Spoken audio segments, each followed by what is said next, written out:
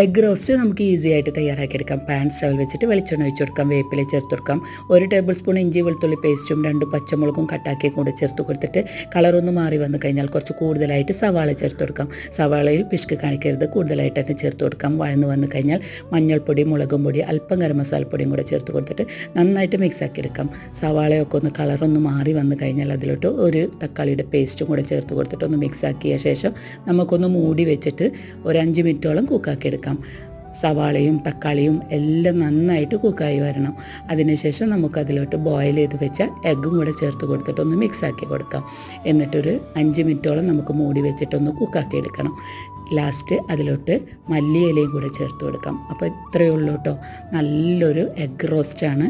ചപ്പാത്തിയിലോട്ടും അപ്പത്തിലോട്ടും ഒക്കെ എല്ലാം നല്ല ടേസ്റ്റിൽ നമുക്ക് ഈ ഒരു എഗ് റോസ്റ്റ് കഴിക്കാൻ പറ്റും. അപ്പോൾ ഇത്രയേ ഉള്ളൂ. Bye bye, thank you.